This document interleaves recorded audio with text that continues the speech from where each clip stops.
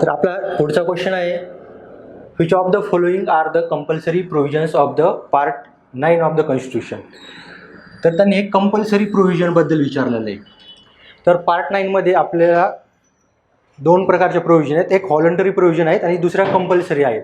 आता ह्याच्यामध्ये फरक हाच आहे की जो आपला 73rd अमेंडमेंट ॲक्ट होता, त्या ॲक्टने जे एक ब्रॉड फ्रेमवर्क दिलेला आहे, ज्याने की एक नॅशनल लेवलला युनिफॉर्मिटी मेंटेन राहील, तर त्या प्रोव्हिजन ह्या कंपल्सरी प्रोव्हिजनमध्ये टाकल्या.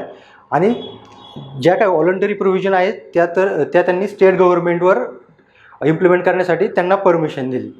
सो आता आपण क्वेश्चन पाहू.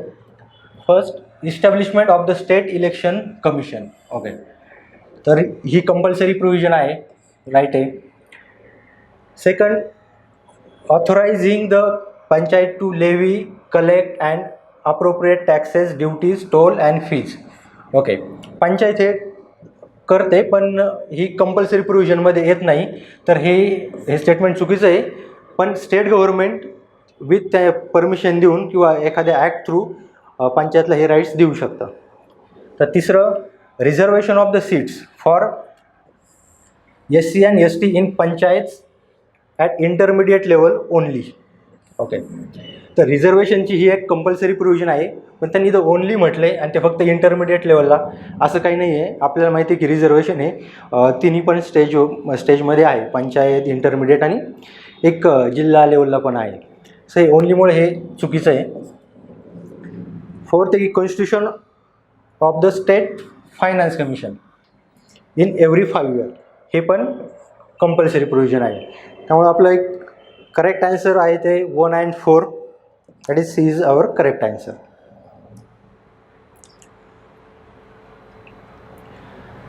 Then next question, consider the following statement with reference to an election petition. Okay, तर आता इलेक्शन पेटिशन म्हणजे जनरली जर तुम्हाला काही प्रॉब्लेम आला, तुम्हाला म्हणजे कोणताही एक जनरल माणूस आहे कॉन्स्टिट्युएन्सीमध्ये किंवा अपोजिशन जे लीडर्स आहेत त्यांना काही प्रॉब्लेम वाटला, तर ते इलेक्शन पेटिशनचा यूज करून त्या इलेक्शनविषयी ते कन्सर्न राईज करू शकतात. तर first statement, it treated as the contest in which whole constituency is involved. whole constituency is involved. तर आता एका जरी पर्सननी त्या कॉन्स्टिट्युएन्सीमधल्या जरी अपील केलं तरी असं समजलं जातं की ती पूर्ण कॉन्स्टिट्युएन्सीनी अपील केलेलं आहे. हे बरोबर आहे. Second, election petition can be filed in the concern high court of the state involved. Yes, हे हायकोर्टचं ओरिजिनल ज्युरिडिक्शन आहे. तर ओरिजिनल ज्युरिडिक्शन म्हणजे जर इलेक्शन पेटिशन तुम्हाला फाईल करायची असेल तर तुम्हाला डायरेक्टली हायकोर्टात फाईल करायची, तुम्ही हे डिस्ट्रिक्ट कोर्ट वगैरे तिकडे करू नाही शकत. तर त्यांचं हे ओरिजिनल ज्युरिडिक्शन आहे. आणि ते पण समजा की महाराष्ट्र राज्यात काही प्रॉब्लेम आला तर तुम्हाला महाराष्ट्राच्या हायकोर्टातच जायचे, तर दुसऱ्या हायकोर्टमध्ये नाही. तर हे पण बरोबर आहे. Then third statement, if an election petition is upheld, okay, it can lead to restating of the election in that constituency. हे पण राईट आहे. जर जे चार्जेस आहेत ते जर प्रूव्हन झाले तर पुन्हा इलेक्शन घेतले जातात किंवा त्या जे ऑफेन्सेस केलेले त्याच्या सिव्हिरिटीनुसार ती पनिशमेंट दिली जाते. सो हे तिन्ही पण स्टेटमेंट बरोबर आहेत. सो आपलं right answer D. Next question, for which of the following economical activities is it mandatory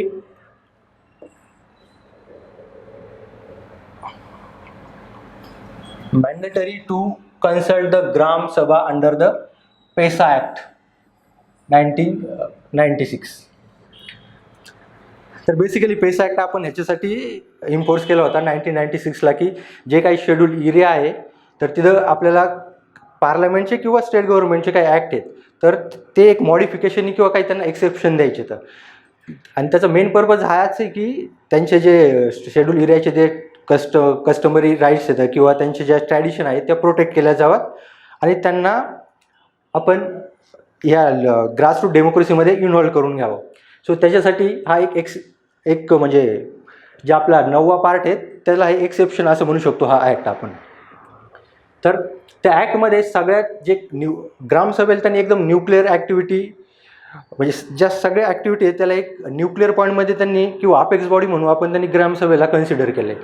तर ह्या ज्या काही ॲक्टिव्हिटी आहेत एक लँड ॲक्विजिशन ही तर आहेच, किंवा grant of mining lease for the minor minerals हे पण आहे, किंवा हे ownership of the minor forest produce हे पण आहे, किंवा power to manage village markets.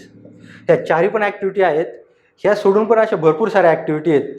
कारण की तुम्हाला जर एखादा मायनर मिनरल्स तर आहेच आहे, किंवा मायनर वॉटर बॉडी आहे का, किंवा भरपूर साऱ्या बाकीच्या ॲक्टिव्हिटीसाठी तुम्हाला ग्रामसभेचं एक कन्सल्ट करावं लागतं आणि ते मॅन्डेटरी आहे.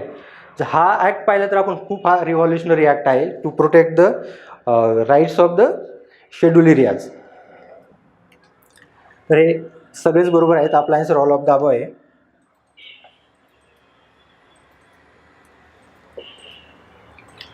Next question, which of the following are the sources of the revenue for municipal bodies? Okay, रिव्हेन्यूचे सोर्सेस म्युन्सिपल बॉडीसाठी विचारलेत. तर फर्स्ट की प्रोफेशनल टॅक्स आहे, हा बरोबर आहे टॅक्स. सेकंड की toll charges on the new bridges, हां त्या म्युन्सिपल बॉडी आहे त्याच्या ज्या ज्युरिडिक्शनमध्ये येतील त्याच्यावर ते टॅक्स लावू शकतात. किंवा सिवरेज चार्जेस आहेत. फोर्थ एज्युकेशनल सेस, तर एज्युकेशनल सेस हा म्युन्सिपल बॉडीचा रिव्हेन्यूचा सोर्स नाही आहे. ठीक आहे, त्यांना त्याच्यामधून काही फंड दिला जाईल, पण त्यांचा हा एक्सक्लुझिव्हली रिव्हेन्यूचा सोर्स नाही आहे. आता सध्या जर एज्युकेशनल सेस पाहिलं तर आपलं सेंट्रल गव्हर्नमेंट हा एज्युकेशनल सेस लावतं, सेंट्रल गव्हर्नमेंट, आणि त्याचा म्हणजे 3% आहे तो. एक प्रायमरी, सेकंडरी आणि हायर एज्युकेशन म्हणून सगळ्यात 3% हा सेस लावला जातो. आणि आता तुम्ही जर सेसचा विचार केला तर हा एक टॅक्स ऑन टॅक्स आहे. टॅक्स ऑन टॅक्स म्हणजे तो इन्कमवर लाईन लावला जाणार, जो टॅक्स आहे त्याच्यावर तो टॅक्स लावला जाईल. आणि आता समजा आपण 3% धरला, तो बेसिकली हा 3%.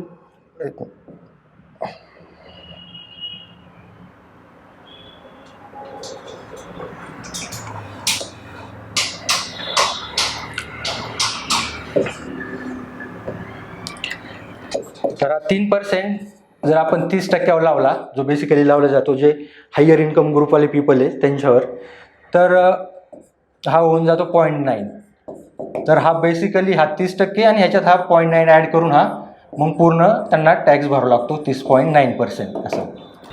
तर next question, which of the following are the sources of the revenue for the municipal bodies. तर म्युन्सिपल बॉडीजचे जे रिव्हेन्यू सोर्सेस आहेत त्याच्याबद्दल क्वेश्चन आहे. तर पहिला आहे की प्रोफेशनल टॅक्स, तर हा आहेच आहे. तर सेकंड आहे की the toll charges on the new bridges, तर त्या म्युन्सिपल बॉडीच्या जे ज्युरिडिक्शनमध्ये जे न्यू ब्रिजेस असतील तर त्यांच्यावर ते टोल चार्ज करू शकतात, हा पण आहे. एक आहे की थर्ड की सिवरेज चार्ज, हा पण त्यांचा रेव्हेन्यूचा सोर्स आहे. आणि हा एक आता फोर्थ एज्युकेशनल सेस आहे. तर हा आपण हा नाही आहे, कारण सेस हा सेंट्रल गव्हर्नमेंट सेंट्रल गव्हर्नमेंटचा हा राईट असलो म्हणू आपण. आणि आता जो एज्युकेशनल सेस लावला आहे तो सेंट्रल गव्हर्नमेंटनेच लावलेला आहे, आणि तो हा 3% आहे. जर आपण प्रायमरी, सेकंडरी आणि हायर सेकंडरी एज्युकेशनचा विचार केला तर सगळं मिळून हा 3% गव्हर्नमेंट हा सेस लावतं.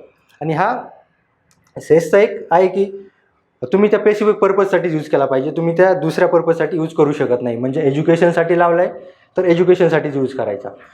आणि आता जे हायर इन्कम ग्रुपवाले पीपल आहेत, जसे की त्यांचं इन्कम जास्त आहे, ते 30% समजा इन्कम टॅक्स भरतात, तर हा टॅक्स ऑन टॅक्स असतो. म्हणजे हा 30%वर हा आहे, म्हणजे हा इन्कमवर नाही लावला जात, तर हा टॅक्सवर लावला जातो.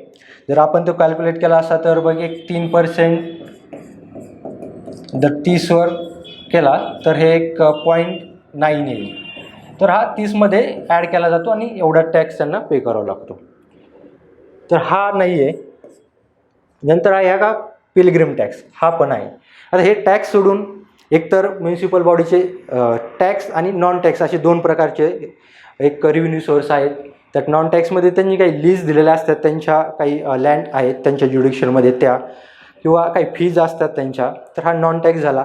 हे सोडून अजून ॲडव्हर्टाइजमेंट टॅक्स किंवा फॅकंड लँड टॅक्स. आता एक प्रॉपर्टी टॅक्स हा पण एक खूप ज्या मेजर सिटी आहेत ना तिथं हा एक मेजर रेव्हेन्यू सोर्स फाईन लागला, property tax. So educational cess सोडून हे बाकीचे सगळे रिसोर्स आहेत. तर मग आपला आन्सर होऊन जाईल 1 2 3 5. Right answer is C. Next question, consider the following statement regarding state legislative council. तर हा स्टेट लेजिस्लेटिव्ह काउन्सिल विषयी विचारला क्वेश्चन आहे. ती जी की सगळ्या स्टेटमध्ये नाही आहे इंडियामध्ये. So first the constitution. परत मी तुम्हाला सांगतो की ज्यावेळी तुम्ही क्वेश्चन स्टार्ट करता रीडिंगला तर कॉन्स्टिट्यूशन आलं का त्याला एक अंडरलाईन करा. Constitution of the India has fix the maximum and minimum strength of the state legislative council. तर हे बरोबर स्टेटमेंट आहे. कॉन्स्टिट्यूशनने एक फिक्स केलेलं आहे मॅक्झिमम आणि मिनिमम. तर त्यांची मॅक्झिमम होती की 1/3 राहिली पाहिजे एक स्टेट जे आपलं लेजिस्लेटिव्ह असेंब्ली आहे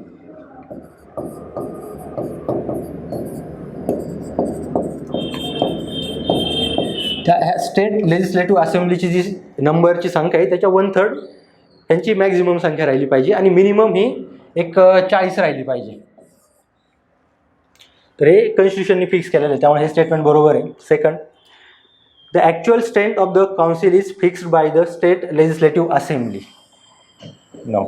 तर हा स्टेट लेजिस्लेटिव्ह असेंब्लीला हा राईट नाही आहे, तर हा राईट आहे पार्लमेंटला.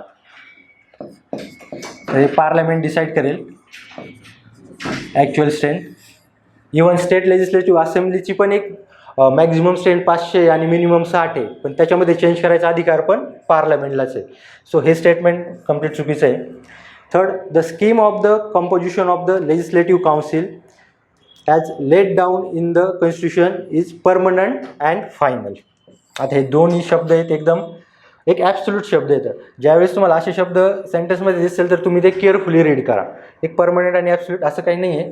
जे सगळे काही राईट्स आहेत ते पार्लमेंट आहेच, पार्लमेंट चेंज करू शकते कंपोजिशन पार्लमेंट.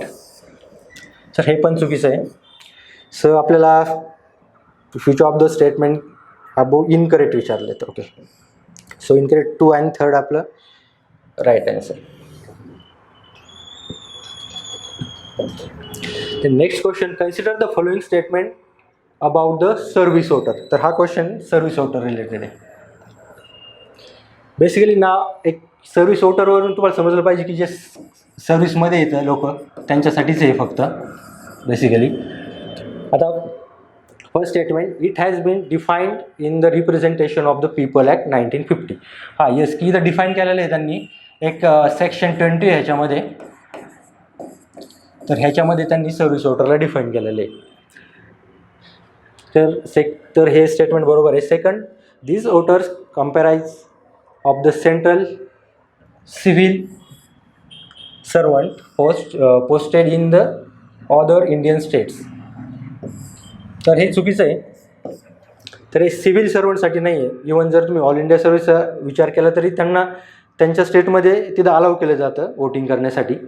सो हे सर्व्हिस वोटर ह्या डेफिनेशनमध्ये 4 प्रकारचे पर्सन येतात.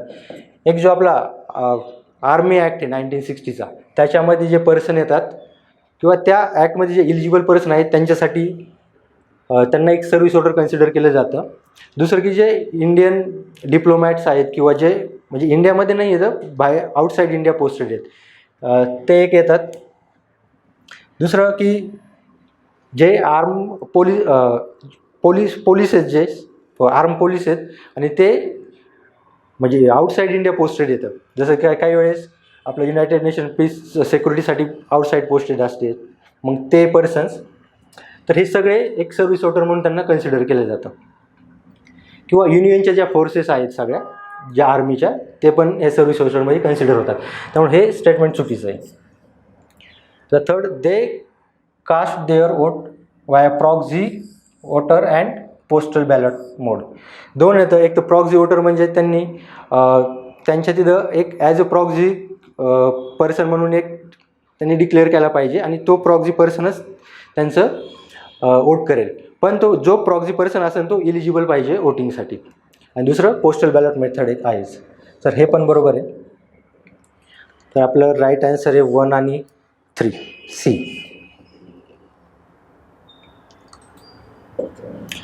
Next question, the election commission of India administer election to the. Okay, एकदम सिम्पल क्वेश्चन आहे हा, की इलेक्शन कमिशन कोणकोणते इलेक्शन घेते.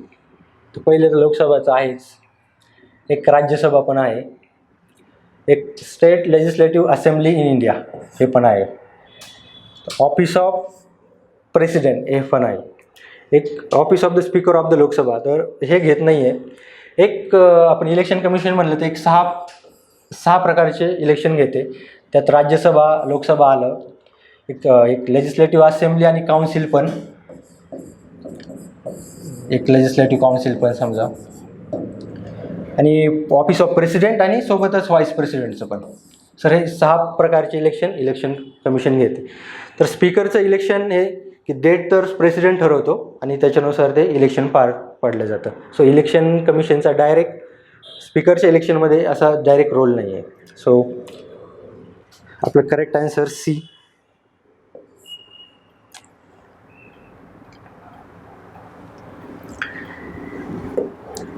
Next question, according to the constitution of India, according to constitution विचारलं आपल्याला, parliament can legislate on the matter in the state list, okay, when 2 or more states pass resolution requesting the parliament to do so, which of the following statement regarding are correct. Okay, तर एक आपल्याला article आहे, I think article 252, 252. तर त्याच्यामध्ये असं आहे की 2 किंवा मोर स्टेटनी एक रिझोल्युशन पास करून तुम्ही जर पार्लमेंटला रिक्वेस्ट केली तर पार्लमेंट एक कॉमन लॉ बनवते त्या स्टेटसाठी, आणि तो फक्त तेवढ्या स्टेटला ॲप्लिकेबल असेल जेवढ्या स्टेटनी ते रिक्वेस्ट केलेली आहे. तर एक पहिलं स्टेटमेंट की काय such law can be amended or repeal by the both parliament and legislature of the concern state. तर हे चुकीचं आहे. आता इथे एकदा स्टेट गव्हर्नमेंटनी पार्लमेंटला त्यांचे लेजिस्लेटिव्ह राईट्स दिला तर पुन्हा स्टेट गव्हर्नमेंट तो ॲक्ट अमेंड करू शकत नाही किंवा रिपील पण करू शकत नाही, तर त्यांना तशी रिक्वेस्ट परत पार्लमेंटलाच करावी लागते. तर इथं त्यांनी एकदा रिक्वेस्ट केल्यावर त्यांचे लेजिस्लेटिव्ह राईट्स त्यांचे एंड होतो, तो डायरेक्ट पार्लमेंटला जातो. तर हे स्टेटमेंट चुकीचं आहे. त्यामुळं second, the state legislature ceases to have the power to make law with respect to that matter. हे बरोबर आहे, त्यांची पॉवर संपून जाते. Third, the resolution operates as abdication of the power of the state legislature with respect to the matter entirely in the hands of parliament. हे पण बरोबर आहे, कारण की स्टेट लेजिस्लेचरनी एकदा रिक्वेस्ट केली की त्यांचे लेजिस्लेटिव्ह राईट्स जातात. सो आपल्याला करेक्ट विचारलं आहे, 2 आणि 3 करेक्ट आहे, B answer. Then next question, which of the following urban local bodies are created by the act of state legislature. Okay, आणि या अर्बन लोकल बॉडी आहेत सगळ्या, त्या कोणत्या कोणत्या स्टेटच्या ॲक्टनी क्रिएट होतात त्याच्याबद्दल क्वेश्चन आहे. तर पहिला आहे की टाऊन एरिया कमिटी. तर आहे द टाऊन एरिया कमिटीतच टाऊनमध्ये सांगितलं की जर एक स्मॉल टाऊन आहे त्याच्या जर ॲडमिनिस्ट्रेशनसाठी ही टाऊन एरिया कमिटी इस्टॅब्लिश केली जाते, आणि ती इस्टॅब्लिश करताना ही ॲक्टनी केली जाते. स्टेट त्यासाठी एक स्टेट लेजिस्लेचर एक सेपरेट ॲक्ट करतं, आणि त्याचे जे कंपोजिशन आहेत किंवा ती पार्टली इलेक्टेड असेल की नॉमिनेटेड, ह्या सगळ्या गोष्टी त्या स्टेट ॲक्टमध्ये सगळ्या गोष्टी असतात, त्याच्यानुसार ही इस्टॅब्लिश केली जाते. So town area committee small टाऊनच्या ॲडमिनिस्ट्रेशनसाठी. Second, notified area committee. Okay, आता ह्या नॉटिफाईड नावातच तुम्हाला समजेल की ती एका नोटिफिकेशननी तयार केलेली असते, म्हणजे एक गव्हर्नमेंटचं नोटिफिकेशन आहे आणि त्याच्यानुसार ही कमिटी तयार केली जाते. आता ही अशा एरियामध्ये तयार केली जाते की कन्सिडर तुम्ही पुण्याचा रिजन समजा की त्याच्या अराउंड काही विलेजेस आहेत की ते इंडस्ट्रियलायझेशन जे पुण्यात होते त्याच्यामुळे ते खूप फास्टली ग्रोथ होत आहे, तर मग त्यांच्यासाठी ही एक नोटिफाईड एरिया कमिटी इस्टॅब्लिश केली जाते. तसेच काही असे टाऊन आहेत की ते एक व्हिलेजपासून त्यांची चांगली ग्रोथ झालेली आहे, पण ते अजून म्युन्सिपाल्टी इस्टॅब्लिश करण्यासाठी ते क्रायटेरिया फुलफिल करत नाही. तर अशा ठिकाणी पण एक नॉटिफाईड एरिया कमिटी इस्टॅब्लिश केली जाते. आणि सर्वात महत्त्वाचं म्हणजे ही नोटिफिकेशन इथं केली जाते गव्हर्नमेंटच्या. आणि दुसरं म्हणजे इंटायरली नॉमिनेटेड बॉडी, एक इंटायरली नॉमिनेटेड बॉडी. तर हे चुकीचं आहे. त्यामुळं थर्ड पोर्ट ट्रस्ट आहे.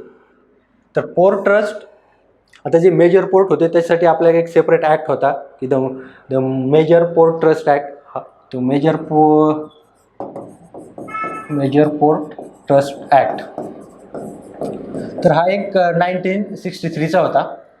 आणि आता ह्याला रिप्लेस केलं आहे आत्ताच एक लास्ट इयरला ॲक्ट आला की मेजर पोर्ट ऑथॉरिटी ॲक्ट.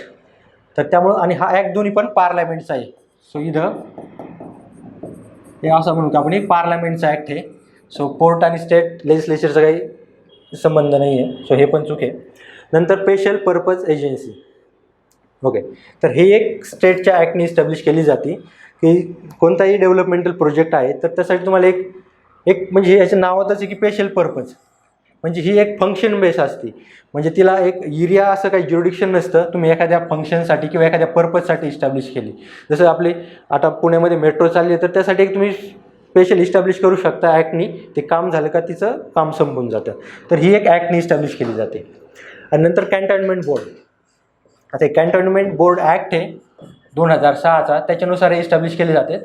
पण हा ॲक्ट पण पार्लमेंटचा ॲक्ट आहे. आणि ह्याचं रेग्युलेशन पण डिफेन्स मिनिस्ट्री करते, युनियन डिफेन्स मिनिस्ट्री. सो इथं पण स्टेट लेजिस्लेचरचा काही संबंध नाही.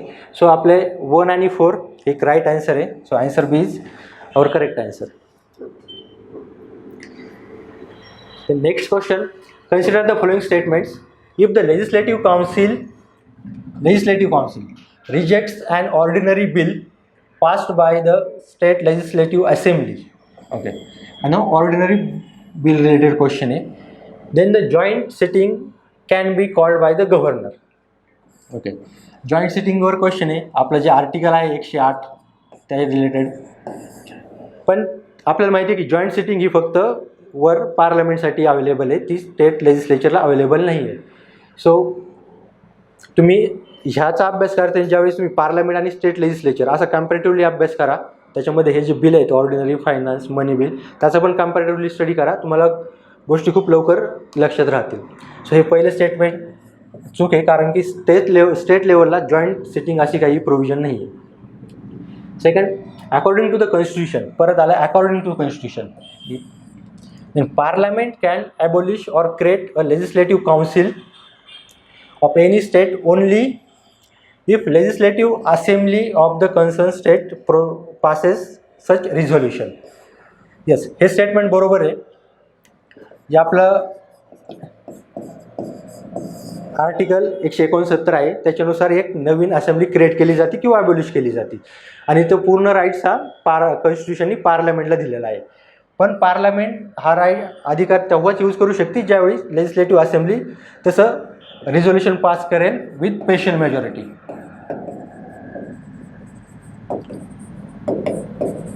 तर त्या स्टेट लेजिस्लेटिव्ह असेंब्लीने स्पेशल मेजॉरिटीने ते रेझोल्युशन पास करणं आणि मग पार्लमेंट एक सिंपल मेजॉरिटी ती पास करते.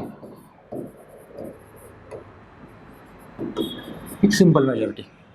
सो हे बरोबर आहे. Then money bill can be introduced in the legislative council either by private member and minister. नाही, एकतर आपलं जे मनी बिल आर्टिकल 110 आहेत तर त्याच्यामध्ये दिलेलं आहे की सरळ की तुम्ही लेजिस्लेटिव्ह असेंब्लीमध्येच तुम्ही इंट्रोड्यूस करू शकता आणि ते फक्त मिनिस्टर करू शकतो. सो हे पण पूर्ण रॉंग आहे. सो आपल्याला इनकरेक्ट विचारलेत. सो 1 आणि 3 C is our right answer. Next question, which of the following voluntary provisions under the 73rd constitutional amendment act 1992. Okay, इथं आपल्याला अगोदर आपल्याला कंपल्सरी विचारल्या होत्या, आता इथं व्हॉलंटरी विचारल्या. आता तर पहिलं fix tenure of the 5 years of the panchayat. तर ही कंपल्सरी प्रोव्हिजन आहे. जर तुमचं पंचायतचं जर अगोदर डिझॉल्व झाली 5 वर्षाच्या अगोदर, तर तुमची नवीन येणारी जी पंचायत आहे ती फक्त रिमेनिंग पिरियडसाठीच असते. सो ते एक फिक्स टेन्युअर असतं 5चं, आणि ती कंपल्सरी प्रोव्हिजन आहे. So then the providing reservation of the seats for the backward classes in panchayat. Backward म्हणजे तिथं तुम्ही OBC बी म्हणू शकता. सो ही व्हॉलंटरी प्रोव्हिजन आहे, कारण की ज्या 73rd अमेंडमेंटमध्ये जे रिझर्वेशन दिलेलं आहे ते SC, ST आणि वुमेन्सला दिलेलं आहे, आणि जे OBC येतं ते त्या स्टेट गव्हर्नमेंटवर डिपेंड आहे की तुम्ही त्यांना रिझर्वेशन द्यायचं की नाही ते. सो ही व्हॉलंटरी प्रोव्हिजन आहे. In third, organisation of the Gram Sabha, ही पण कंपल्सरी आहे. In a village or group of village compulsory आहे. परत establishment of the state election commission, ही पण कंपल्सरी आहे. सो ही व्हॉलंटरी प्रोव्हिजन आहे.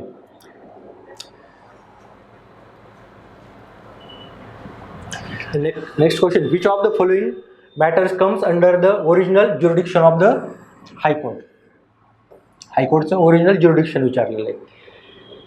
तर फर्स्ट की dispute relating to the election of the members of parliament, MPचे डिस्प्यूट, हे हायकोर्टाचं ओरिजिनल ज्युरिडिक्शन आहे. यासोबत फक्त MPच नाही तर आपले जे MLA आहेत त्यांचं पण जे डिस्प्यूट असतील ते त्यांचं ओरिजिनल ज्युरिडिक्शन आहे. ओरिजिनल म्हणजे तुम्ही डायरेक्ट ती केस हायकोर्टमध्ये, म्हणजे डायरेक्ट तुम्ही हायकोर्टात जाऊ शकता विदाऊट अपील, हे ओरिजिनल ज्युरिडिक्शन आहे. Second, enforcement of the fundamental rights of the citizen, हे पण आहे. Third, any matter related to criminal offence.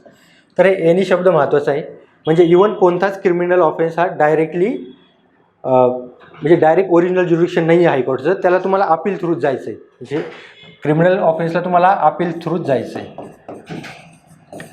हे ओरिजिनल ज्युरिडिक्शन नाही आहे. नंतर the Calcutta high court have original civil jurisdiction in case of the higher value. Okay, before independence कलकत्तासोबतच अजून एक मद्रास झालं किंवा बॉम्बे आणि दिल्ली, ह्या 4 हायकोर्टला एक स्पेशल राईट्स होते की त्यांचं एक ओरिजिनल ज्युरिडिक्शन होतं एक हायर व्हॅल्यूच्या केसेसमध्ये, आणि तेच अजून पण कंटिन्यू आहे. तर हे स्टेटमेंट पण बरोबर आहे. तर आपल्याला करेक्ट विचारले. सो 1, 2 आणि 4 हे आपलं C राईट आन्सर आहे. आता ज्यावेळी तुम्ही असा अभ्यास करताय त्यावेळी एक सुप्रीम कोर्ट आणि हायकोर्ट ह्याचा कम्पॅरेटिव्हली स्टडी करा की ओरिजिनल ज्युरिडिक्शन, मग ॲपेलेट किंवा बाकीचे जे दोघांमध्ये सेम आहेत किंवा जे काही डिफरन्सेस आहेत ते तुम्हाला तिथं लगेच म्हणजे तुम्ही व्यवस्थित करू शकता.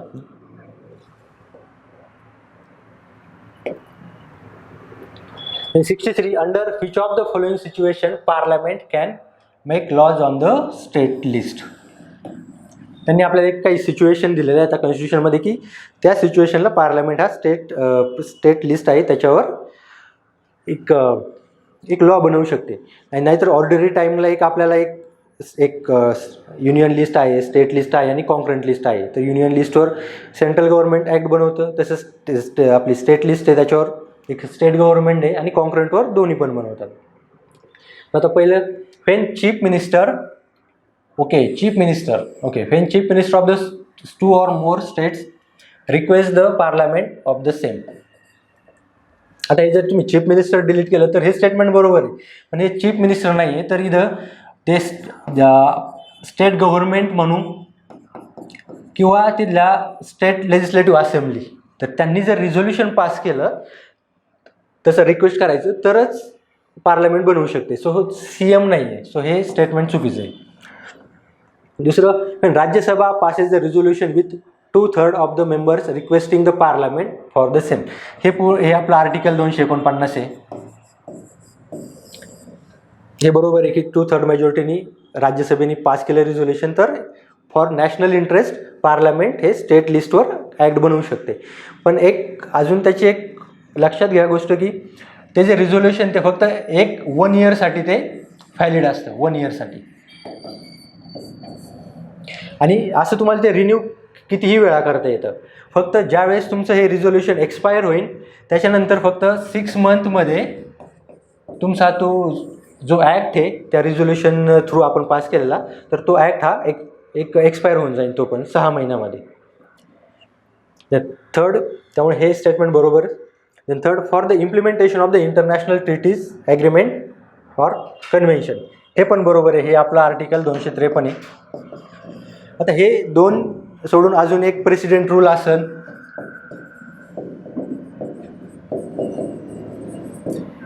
इमर्जन्सी असेल, national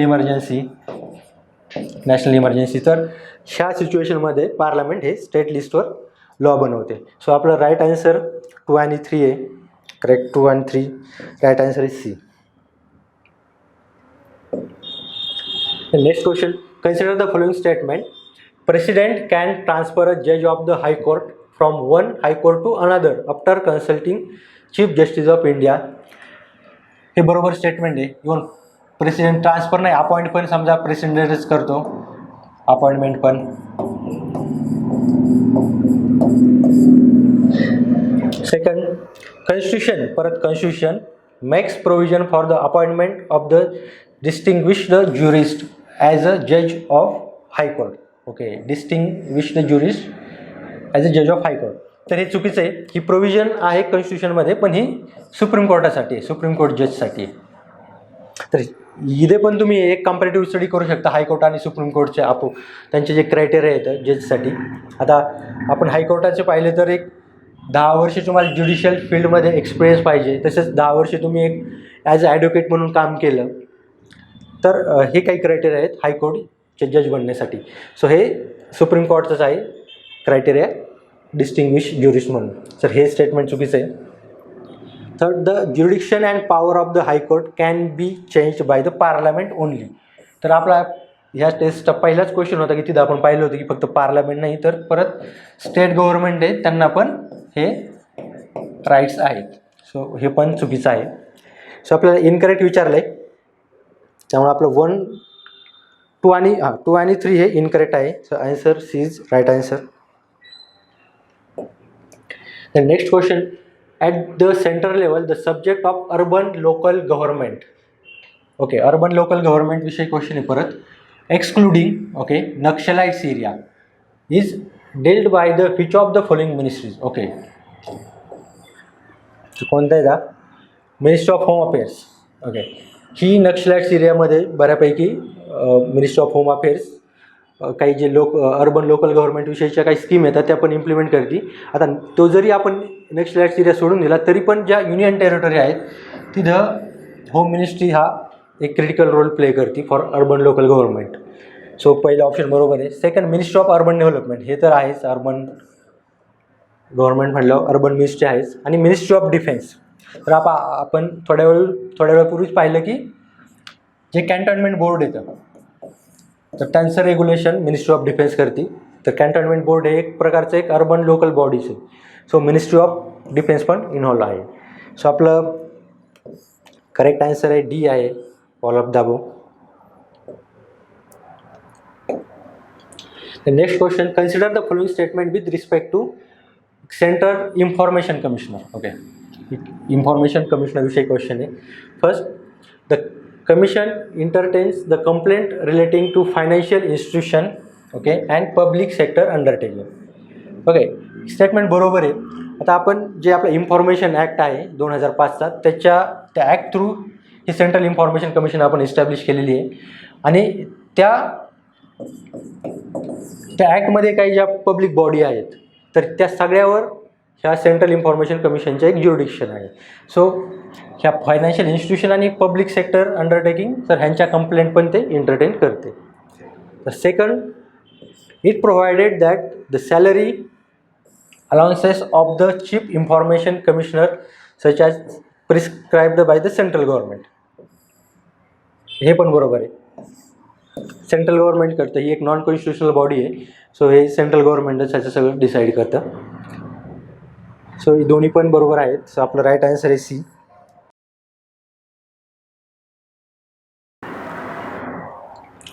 Then next question, consider the following statement regarding the tribal areas mentioned in the 6th schedule of the Indian Constitution. तर एक प्युअरली हा 6th शेड्यूलचा क्वेश्चन आहे. तर आपल्याला माहिती आहे की 6 शेड्यूलमध्ये फक्त 4 स्टेट दिलेले आहेत. तर first statement, this is a special provision for the fourth north eastern states, Assam, Meghalaya, Tripura आणि मणिपूर. तर हे मणिपूर त्यामध्ये येत नाही. ह्याच्यासाठी एक आपण शॉर्ट फॉर्म असा पाहिला होता की एक आसमी मैत्री जर आपण शॉर्ट फॉर्म लक्षात ठेवला तर एक आसाम, मिझोरम, मेघालय आणि त्रिपुरा. तर इथं मणिपूरऐवजी मिझोरम येतं. सो हे स्टेटमेंट त्यामुळे चुकीचं आहे. Second, the governor can increase or decrease the area of the autonomous district. Okay, आता जे 6वं शेड्यूल आहे, आता तुम्ही ह्या अशा क्वेश्चनचा स्टडी करताना पण 5वं शेड्यूल आणि 6वं शेड्यूल यांचा कम्पॅरेटिव्हली स्टडी करा. कारण की 5व्या शेड्यूलमध्ये जे शेड्यूल एरिया आहेत त्यांच्यासाठी एक ट्रायबल काउन्सिल इस्टॅब्लिश केली जाते. पण जे एक ॲटोनॉमस डिस्ट्रिक्ट आहेत ते डिस्ट्रिक्ट डिव्हाइड करून तिथं एक ॲटोनॉमस रिजन्स पण इस्टॅब्लिश केले जातात. सो त्या रिजनसाठी एक रिजनल काउन्सिल आहे, किंवा ॲटोनॉमस डिस्ट्रिक्ट आहे त्यांच्यासाठी एक डिस्ट्रिक्ट काउन्सिल आहे. सो त्याचे राईट सगळे गव्हर्नरला आहेत. तर हे बरोबर आहे. जे 6 शेड्यूलमध्ये सगळेच राईट्स हे गव्हर्नरला दिलेले आहेत. इन 5व्या शेड्यूलमध्ये गव्हर्नर आणि प्रेसिडेंटला दोन्हीला मिळून आहेत. Third statement, the district and the regional councils are empowered to assess and collect the land revenue and to impose the certain specific taxes. Okay, हे पण स्टेटमेंट बरोबर आहे. कारण की 6 शेड्यूलमध्ये खूप ॲटोनॉमी दिलेली आहे रिगार्डिंग एक्झिक्युटिव्ह आणि लेजिस्लेटिव्ह काही फंक्शनबद्दल. सो फक्त ते करू शकतात पण विथ आपल्याला परमिशन पाहिजे त्यांना गव्हर्नरचीच.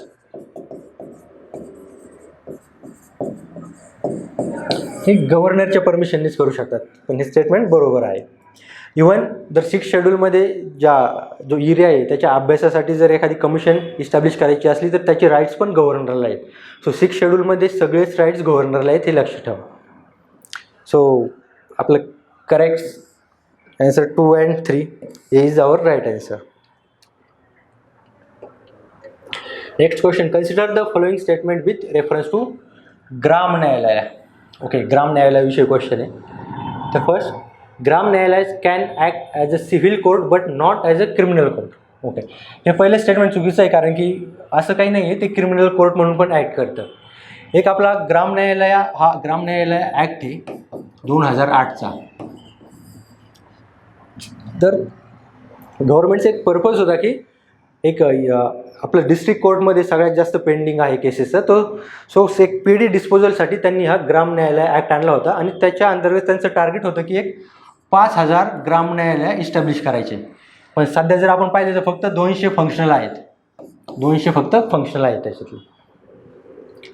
तर आणि त्यासोबत हे ग्राम न्यायालय त्यांचं जे एक त्या न्यायालयाचं हेडक्वार्टर असेल ते एक पंचायत लेवलला असेल.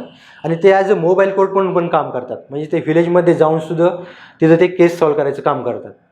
सो हे त्यांना दोन्ही पण राईट येतं, सिव्हिल आणि क्रिमिनल. सो हे स्टेटमेंट चुकीचं आहे.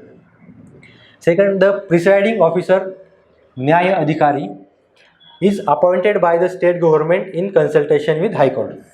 हे बरोबरच आहे. म्हणजे तुम्ही स्टेटमध्ये कोणत्याही एक ज्युडिशियल काहीतरी काम करत असले तर तुम्हाला हायकोर्टची एक कन्सल्ट करणं किंवा परमिशन घेणं हे बाइंडिंगच आहे. सो हे बरोबर आहे. सो करेक्ट स्टेटमेंट सो आपलं only 2 B is right answer. Next question, consider the following statement regarding subordinate court. हा आता सबऑर्डिनेट कोर्ट विषय हा क्वेश्चन आहे. ते subordinate courts work directly under the supervision of the supreme court. तर हे चुकीचं आहे.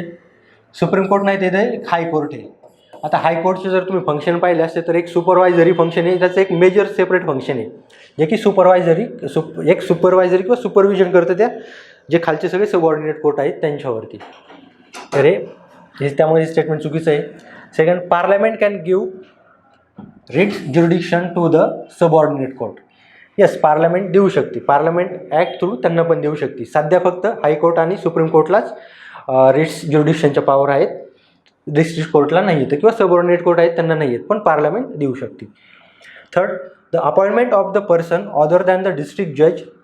ओके, अदर दॅन डिस्ट्रिक्ट जज to the judicial service of the state R made by the governor of the state after consultation only with the high court.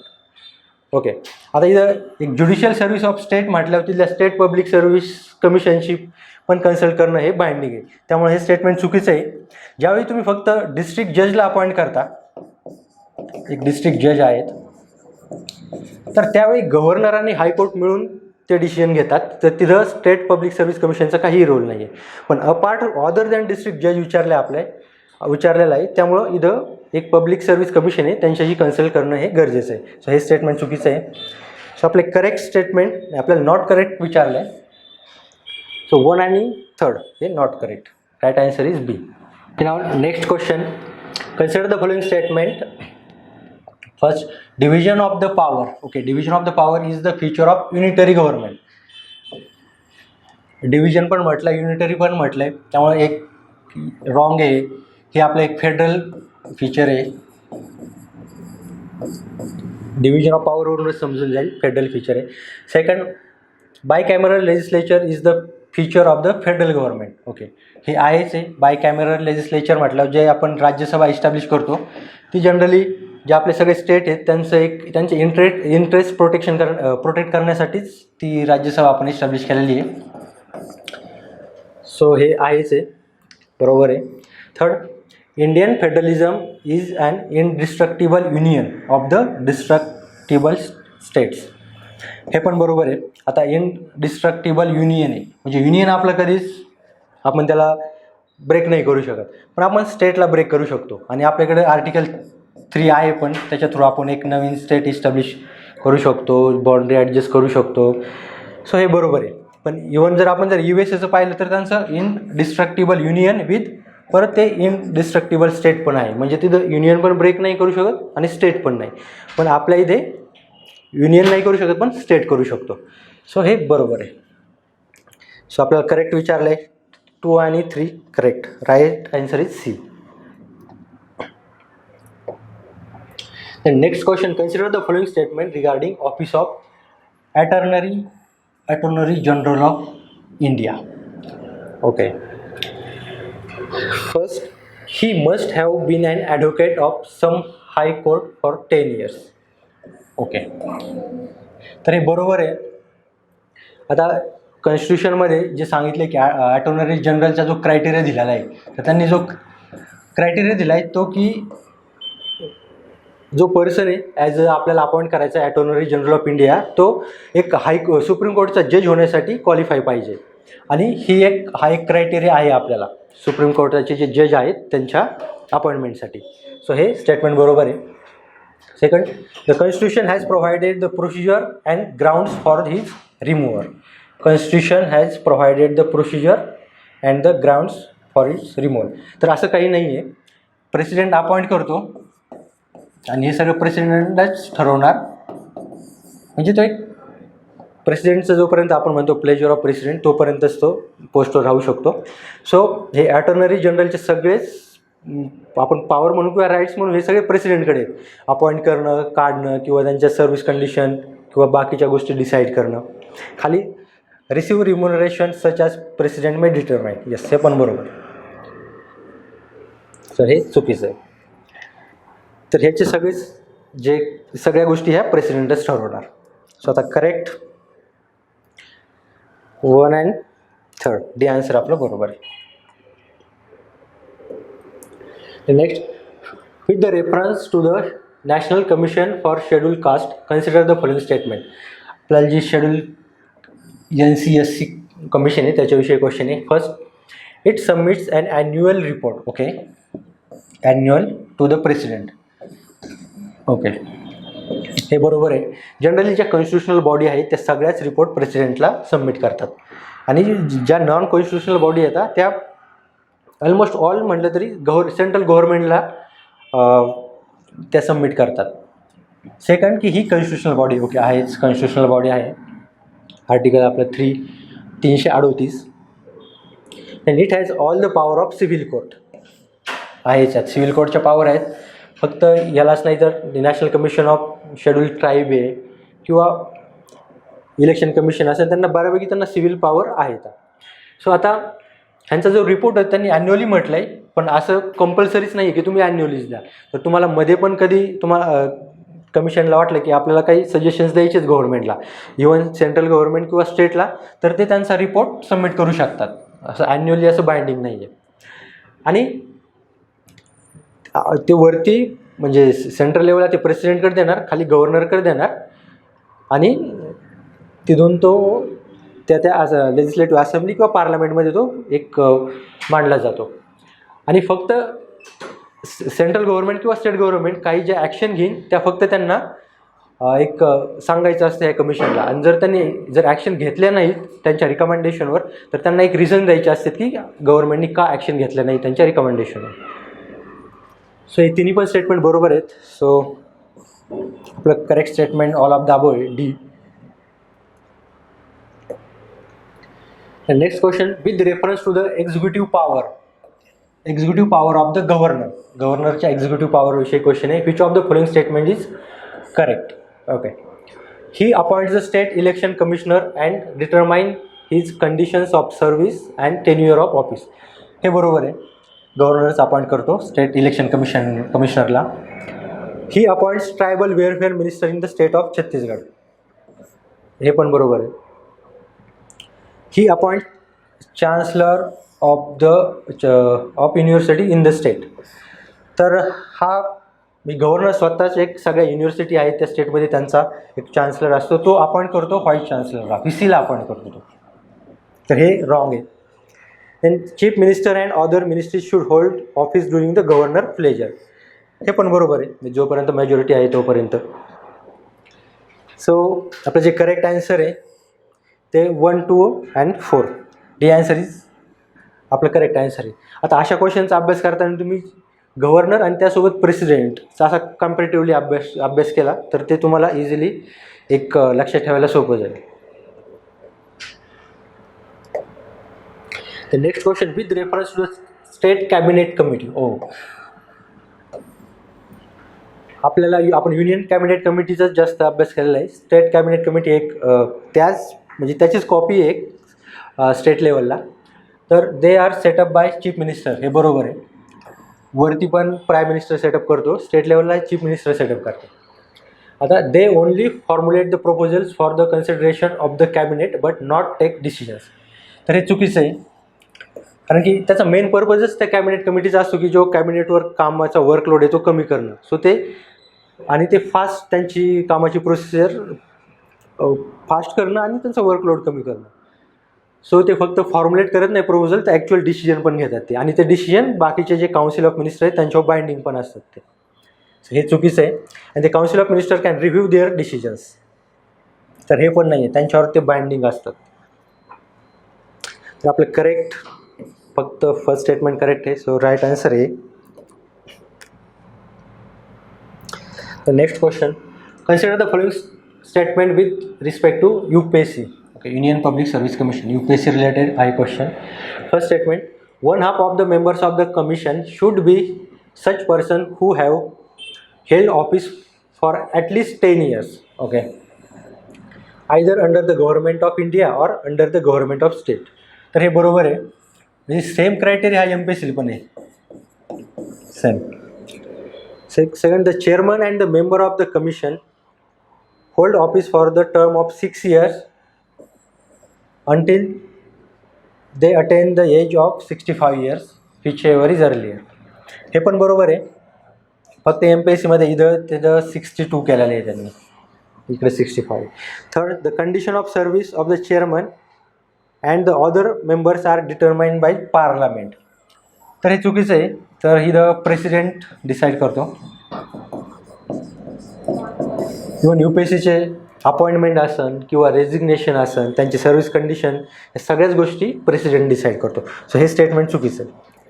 अशा क्वेश्चनला पण तुम्ही study करताना MPSC UPSC असं कम्पॅरेटिव्हली केला तर तुम्हाला लगेच म्हणजे लक्षात ठेवायला पण सोपं जाईल आणि त्याचा डिफरन्स काय येतो समजून जाईल. सो आपलं right answer 1 and 2 right answer. Then consider the following statement with respect to Solicitor General of India, SG. First the article 76 okay mention about the एक solicitor general and additional solicitor general. तर असं काही नाही आहे, फक्त attorney general आहे आपले. अटॉर्नरी general आपण त्याला AG म्हणतो. तर ते फक्त आर्टिकल 76 मध्ये फक्त अटॉर्नरी जनरल रिलेटेड आहे. सो हे स्टेटमेंट कंप्लीट चुकीचं आहे. आणि दुसरं the solicitor general assist the attorney general in the fulfilment of his official responsibility. हां, हे एक जनरल स्टेटमेंट आहे. ह्याच्यामध्ये म्हणजे फक्त एक हेल्प करण्यासाठी असतो, एकदम जनरल स्टेटमेंट आहे. सो आपल्याला इनकरेक्ट विचारलं आहे. सो आपलं only one right answer. 77 which of the following qualifications are required for the appointment of the district judge. Okay, ते डिस्ट्रिक्ट जज आहे त्यांच्यासाठी क्वालिफिकेशन विचारले. First, he should not already be in the service of the central or state government. हे बरोबर आहे. हे त्यांनी कोणत्याही एक आपण म्हणू की सर्व्हिसमध्ये ऑलरेडी जे पाहिजे नाही येतं गव्हर्नमेंटच्या. Second, he should have been an advocate or pleader for 5 years. तर हे एक पार्शली स्टेटमेंट बरोबर आहे, पण हे 5 years नाही आहे, तर हे 7 years आहे. सो हे स्टेटमेंट चुकीचं आहे. नंतर he should be recommended by the high court for the appointment. मी आधी म्हटलं जसं ज्या एक हायकोर्ट सोडून ज्या ज्युडिशियल बॉडी आहे तिथं हायकोर्टला एक राईट्स राहतातच कन्सल्ट करायची किंवा रिकमेंड करायचे. सो हे जनरल स्टेटमेंट आहे, बरोबर आहे. Then posting and promotion of the district जज are made by the governor okay of the state in consultation with supreme court. So governor पण बरोबर आहे, पण सुप्रीम कोर्ट नाही तर इथं हायकोर्ट आहे, इथं हायकोर्ट आहे. सो हे स्टेटमेंट परत चुकीचं आहे. आपल्याला करेक्ट विचारलं आहे. सो फर्स्ट आणि थर्ड फक्त आपलं करेक्ट आहे. So right answer is C. Then next question is consider the following pairs. Okay, union territory दिल्यात आणि अंडर द टेरिटोरियल ज्युरिडिक्शन म्हणजे तिथं हायकोर्ट ही कोणत्या युनियन टेरिटरी ह्या कोणत्या हायकोर्टला कनेक्ट आहेत बेसिकली. तर पहिलं अंदमान अँड निकोबार कलकत्ता हायकोर्टला, बरोबर आहे. मिझोरम गुवाहाटी हायकोर्टला, हे पण बरोबर आहे. हे मिझोरमसोबत अजून आसाम तर आहेच आहे, एक अरुणाचल प्रदेश आहे, नागालँड पण. हे चार स्टेटसाठी हे गुवाहाटी हायकोर्ट एकच आहे. नंतर दादर नगर हवेली बॉम्बे हायकोर्ट, हे आपल्याला माहिती आहे. दीव दमण पण आहे, दादर नगर हवेली पण आहे. आता पॉंडिचेरी आहे, पॉंडिचेरीला केरळ हायकोर्ट म्हटलं आहे, तर हे रॉंग आहे. हे दोन्ही पण बरोबर. आता हे पॉंडिचेरीला आपल्याला माहिती आहे मद्रास हायकोर्टला कनेक्ट आहे, मद्रास हायकोर्ट. आता एक आपली युनियन टेरिटरी लक्षद्वीप, तर ती केरळाला, लक्षद्वीप हा केरळाला कनेक्ट आहे.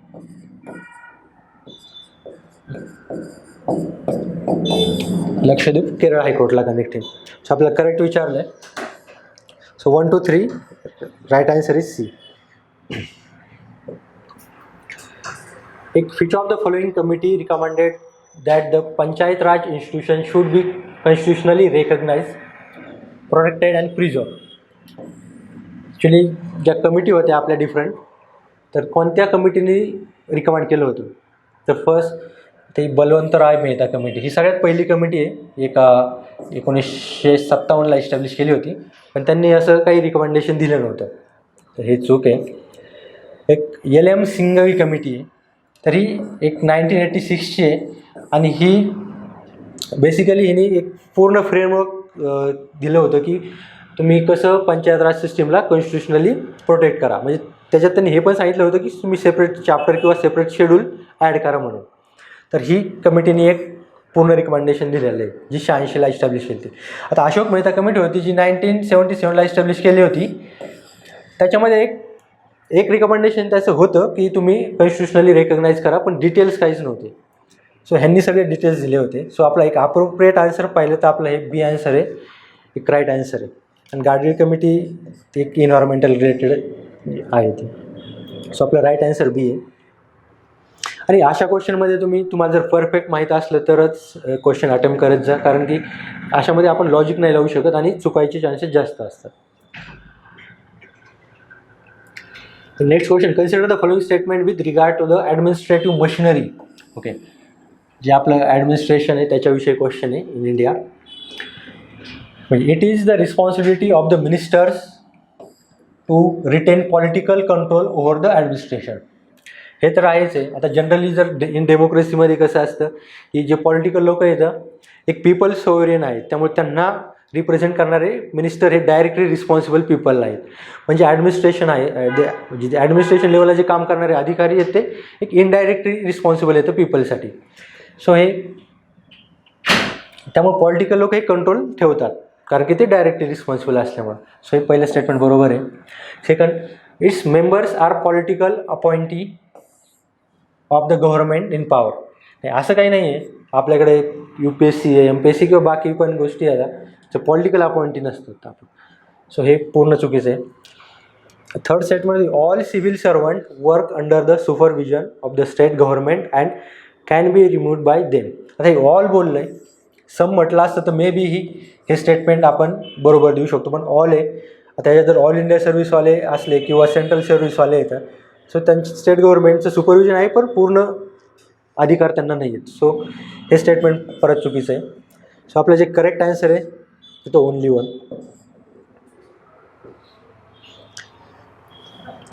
The next question, which of the following article provide for the powers, authority and responsibility of the panchayat. Okay, हां असे क्वेश्चन खूप फॅक्च्युअल येतं जिथं तुम्हाला पूर्ण नॉलेजच पाहिजे, तुम्ही लॉजिक लावू शकत नाही. तर ह्याचं करेक्ट आन्सर आहे की आर्टिकल 243G आहे.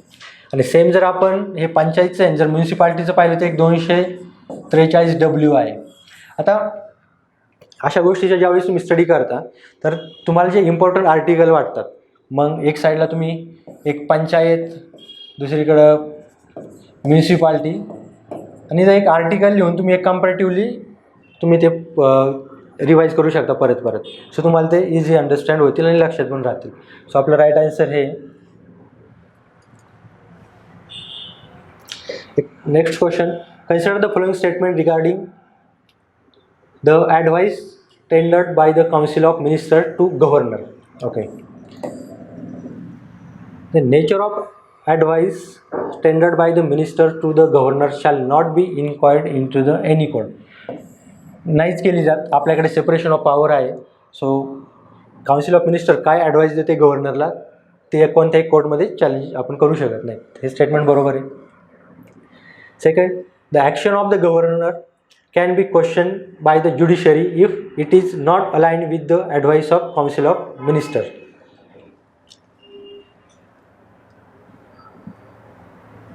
हे पण चूक आहे कारण की गव्हर्नरची एक डिस्क्रिशनरी पॉवर आहे किंवा गव्हर्नरची सेपरेट मशिनरी आहे. सुप्रीम कोर्ट कोणतेही कोर्ट तिथं किंवा ज्युडिशरी इंटरफेअर करत नाही तिथं. आता after dissolution of the state legislature assembly, council of minister cannot tender advice to the governor.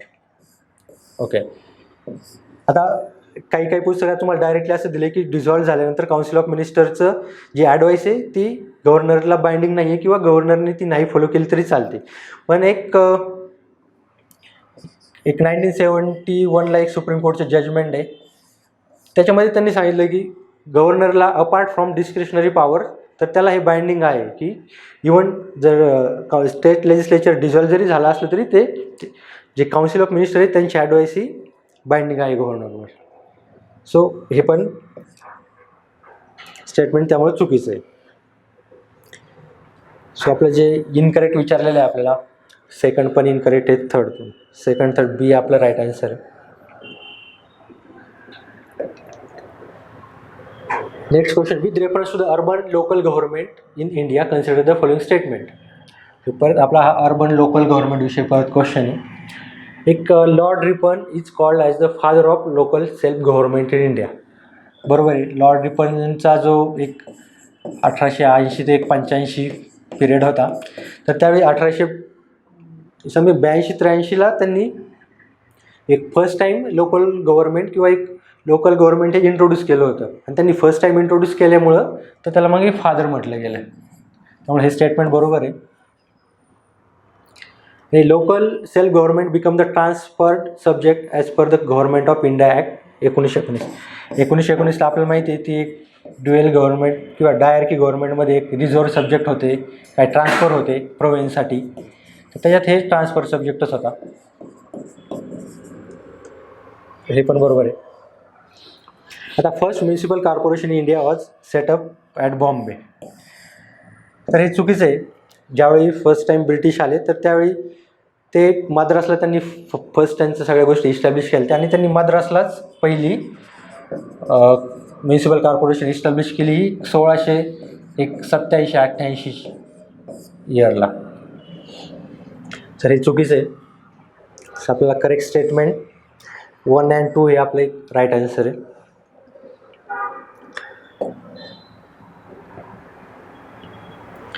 The next question, which of the following can be audited by the CAG of India? Okay. The expenditure from the consolidated fund of each union territory having legislative assembly. बरोबरच आहे. फक्त legislative असेंब्लीच नाही तर state झालं किंवा जो consolidated fund आहे युनियनचा सगळ्यांचा ऑडिट आपलं कॅगच करतो. दुसरं लोकल बॉडी आहेत तिथं पण राईट्स आहेत कॅगला. आता कॅगचा एक ॲक्ट आहे. कॅग एक ड्युटीज सर्व्हिस कंडिशन 1971चा ॲक्ट आहे. तर त्याच्यानुसार ह्याला कॅगला ह्या सगळ्या पॉवर्स भेटतात. थर्ड आहे की expenditure from the public account स्टेटचं ते पण आहे. पब्लिक अकाउंट पण आहे कन्सोलिडेटेड फंड स्टेट असेल किंवा युनियन किंवा युटी. इथे युटील तर नाही आहे पण कॅग हा त्याचं ऑडिट करतो. गव्हर्मेंट कंपनी आता हे पण आहे. स्टॉक अकाउंट हे पण आहे. आता फक्त कॅगला काही ठिकाणी रिस्ट्रिक्शन आहेत जसे की जे कॉर्पोरेशन आहेत गव्हर्मेंटच्या काही कॉर्पोरेशन्स आहेत जसे LIC आहे life insurance corporation, FCI food corporation of India. तर इथं कॅगचा रोल नाही आहे. एक जे प्रायव्हेट ऑडिटर असतात तर ते पूर्ण यांचं ऑडिट करतात आणि कॅगला इथं रोल नाहीच आहे. त्यामुळे हे तुम्ही कॅगच्या ऑडिटला एक्सेप्शन पण म्हणू शकता इथं. सो हे बाकी सगळ्या गोष्टींचं जे ऑडिटिंग आहे ते कॅग करतो. सो आपलं right answer all of the above आहे D our right answer. The next question, consider the following pairs. आणि आपल्याला इनकरेक्ट पेअर विचारलेला होता. आसाम कार्बी अँग्लाँग डिस्ट्रिक्ट हे बरोबर आहे पेअर. आता त्रिपुरा, आता ह्या जे हे डिस्ट्रिक्ट आहेत ते एक ॲटोनॉमस डिस्ट्रिक्ट आहेत. जर आपण 6व्या शेड्यूलचा विचार केला 6 शेड्यूलचा तर त्याच्यामध्ये एक 10 ॲटोनॉमस डिस्ट्रिक्ट येतं आणि हे जे सगळे आहेत हे 6वं शेड्यूल म्हणा तुम्ही. ह्याच्यामध्ये 10 ॲटोनॉमस डिस्ट्रिक्ट आहेत. तर त्रिपुरामध्ये फक्त एक आहे त्रिपुरा ट्रायबल डिस्ट्रिक्ट म्हणून एक तेवढा एकच तो ॲटोनॉमस डिस्ट्रिक्ट आहे. त्यामुळे हेच चकमा हे चुक आहे ही पेअर. आता मिझोरम मारा डिस्ट्रिक्ट हे पण बरोबर आहे. आता मेघालयचं तुम्हाला माहिती आहे जे आपण मॅपमध्ये पाहतो गारो खासी जयंतिया हे 3 येतं गारो खासी किंवा जयंतिया. तर हे 3 ॲटोनॉमस डिस्ट्रिक्ट आहेत. त्यामुळे हे पण चुकीची पेअर आहे. आता हे जे 3 येतं तर हे 3 पण मिझोरमचे येतं. आपल्याला जी इनकरेक्ट पेअर आहे ती 2 आणि 4 ही आपली इनकरेक्ट पेअर आहे. Right answer is B. Next question, with reference to the Jammu and Kashmir reorganisation act 2090 consider the following statement regarding the union territory of the Jammu and Kashmir. Okay, the legislative assembly can make law on all म्हटलं आहे all the matters of the state list under the 7th schedule. तर हे चुकीचं आहे. ज्यावेळी तुम्हाला all असन किंवा असे काही एक्स्ट्रीम वर्ड्स असतील तर त्यावेळी तुम्ही ते स्टेटमेंट परत आणि केअरफुली वाचा. आता ह्याच्यात जे एक पब्लिक ऑर्डर आहे पोलीस आहे हे काही सध्या तरी त्या लॉनुसार हे 1-2 सब्जेक्ट हे युनियन गव्हर्नमेंटकडे आहेत. सो हे रॉंग आहे. दुसरं की council of ministers shall not consist more than 15% of the total number of the members in the legislative assembly. आता ही जी प्रोव्हिजन आहे ती जे आपले नॉर्मल स्टेट आहे तर त्यांच्यासाठी ही राईट प्रोव्हिजन आहे. पण आता जम्मू काश्मीर ही एक युटी झालेली आहे आणि तिथं एक डेलिमिटेशन प्रोसेस चालू आहे, कारण की लडाख पण साईडला गेलेले आहे आणि त्यामुळे तिथले अजून डिटेल्स पूर्णपणे बाहेर आलेले नाही आहेत. तर हे स्टेटमेंट तुम्ही सध्या तिथं हे लागू होत नाही आहे आणि ही पूर्ण हे स्टेटसाठी ही प्रोव्हिजन करेक्ट आहे, पण युटीसाठी नाही आहे. सो हे स्टेटमेंट पण चुकीचं आहे. सो आपल्याला करेक्ट विचारलं आहे, सो दोन्ही पण चुकीचे आहेत. आपलं डी आन्सर आहे neither 1 or 2. Next question, which of the following statement is correct about the administration of schedule areas. Schedule एरियाचा क्वेश्चन आहे. परत आपला हा 5वा शेड्यूल म्हणू आपण, त्याच्या रिलेटेड क्वेश्चन आहे हा. First, the governor is empowered to declare an area to be a schedule area. तर तुम्हाला म्हटलं होतं मी 5व्या शेड्यूलमध्ये पॉवर ह्या प्रेसिडेंट आणि गव्हर्नरला येतात आणि 6व्या शेड्यूलमध्ये सगळ्या गव्हर्नरला आहेत. सो 5वा शेड्यूल आहे त्यामुळे गव्हर्नर नाही इथं, तर हा प्रेसिडेंट आहे. प्रेसिडेंटलाच राईट आहे कोणताही एरिया डिक्लेअर करण्यासाठी. सर हे स्टेटमेंट चुकीचं. आता the 6th schedule of the constitution apply to the administration of the schedule areas. आता आपल्याला माहिती आहे ते फक्त 4 नॉर्थ ईस्ट स्टेटसाठी आहे. तुम्हाला आधीच मी शॉर्ट फॉर्म सांगितला आहे, अस्मिमेत्री. सो हे पण चुकीचं आहे. Then executive power of the state does not extend to the schedule areas there. हे पण चूक आहे. आता एक्झिक्युटिव्ह पॉवर पूर्ण त्यांना एक्सटेंड होत नाहीत असं नाही आहे, ठीक आहे, मॉडिफिकेशनने होतात आणि ते राईट्स पण गव्हर्नरला दिलेले आहेत की जर पार्लमेंटचा ॲक्ट आहे किंवा स्टेट गव्हर्नमेंटचा ॲक्ट आहे तो डायरेक्टली तिथं इम्प्लिमेंट नसेल करायचा तर विथ एक्सेप्शन्स आणि मॉडिफिकेशन ते गव्हर्नर त्या शेड्यूल एरियामध्ये इम्प्लिमेंट करू शकतो. तेच आपलं खालचं स्टेटमेंट आहे. Governor is empower to direct that any particular act of the parliament does not apply to the schedule area. तर ही पॉवर गव्हर्नरला आहे किंवा तो इम्प्लिमेंट नाही करणार किंवा implement with modification and exception. So right आपलं स्टेटमेंट हे जे करेक्ट विचारलं आहे ते डी आहे. The next question, consider the following statement regarding the Central Bureau of Investigation. तर आपल्या CBI विषयी क्वेश्चन आहे बघा. काही short term training courses are conducted in CBI academy for state police. हे खूप जनरल क्वेश्चन आहे हा. बरोबर आहे की पोलीससाठी एक शॉर्ट टर्म कोर्स घेतले जातात. सेकंड स्टेटमेंट पण खूप जनरल आहे की त्याच्यात तुम्हाला कळेल की पॉझिटिव्ह आणि खूप जनरल स्टेटमेंट आहे. ह्याच्यामध्ये तुम्हाला असं चूक असं काही वाटत नाही आहे की it is developing a scientific temper, humanism and the spirit of the inquiry and reform. हे पण स्टेटमेंट बरोबर आहे. It has been constituted for the investigation of the incidents of the terrorist attack and terror funding. तर इथं CBI काम करत नाही, याच्यासाठी आपल्याला एक सेपरेट एजन्सी आहे, नॅशनल इन्व्हेस्टिगेशन एजन्सी. ती 2008चा आपला ॲक्ट आहे NIA ॲक्ट, त्याच्यानुसार आपण इस्टॅब्लिश केलेली आहे. तर तीच ह्या टेररिस्ट केसेसशी डील करते. आता जी आपली CBI आहे, जे काही मेजर क्राईम्स येतं, इकॉनॉमिक क्राईम्स येतं किंवा करप्शन रिलेटेड क्राईम्स येतं किंवा जे ऑर्गनाइज गँगचे क्राईम आहेत तर त्यांना इन्व्हेस्टिगेट करते CBI. So apart from terrorist बाकीच्या गोष्टीत आहे CBI, पण टेररिस्टसाठी आपल्याला आता स्पेशल एजन्सी आहे NIA. सो हे स्टेटमेंट चुकीचं आहे. सो आपलं आता एक करेक्ट विचारलं आहे, 1 आणि 2 आपलं राईट आन्सर आहे, म्हणजे ए आपलं right answer. Next question, the state information commission has the power of a civil court in respect to which of the following matters. Okay, आता कोणतंही कमिशन असेल तिला जर सिव्हिल कोर्टच्या पॉवर असल्या तर त्या बऱ्यापैकी गोष्टी त्यांच्या सेम असतात. म्हणजे इवन आता नॅशनल कमिशन ऑन SC आहे, ST आहे किंवा आता OBC आहे, तर त्यांना सिव्हिल कोर्टच्या पॉवर असल्यावर ह्या गोष्टी एक कॉमन येतात. फर्स्ट की इश्युईंग summons for the examination of fitness document, बरोबर आहे, किंवा requesting any public record from any court or office, हे पण बरोबर आहे, किंवा requiring the discovery and inspection of the document, हे पण बरोबर आहे. म्हणजे कोणतीही ऑर्गनायझेशन इन्स्टिट्यूशन असेल तिला जर सिव्हिल कोर्टच्या पॉवर असतील तर ह्या गोष्टी कॉमन आहेत त्यांच्यासाठी. सो आपलं करेक्ट स्टेटमेंट हे खूप असे एक जनरल स्टेटमेंट पण आहे इथे. राईट आन्सर आपला डी आहे, all of the above. Next question, with regard to the central vigilance commissioner consider the following statement. Vigilance commissioner विषयी क्वेश्चन आहे. First, he can be removed by the president on the ground that if he has acquired financial or other interests that might affect his judgment. हे बरोबर आहे. प्रेसिडेंटच त्यांना appoint पण काढतो, त्यांना remove पण प्रेसिडेंट करतो. आणि हे जो क्रायटेरिया दिला आहे हा बऱ्यापैकी तुम्हाला more or less same criteria बाकी इन्स्टिट्यूशन आहेत त्यांना पण दिसेल. Second, his salary is similar to those chairman of the UPSC. हे पण बरोबर आहे. UPSC आणि त्यांची सॅलरी सेम आहे.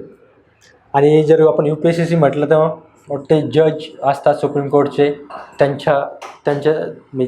सेम असते.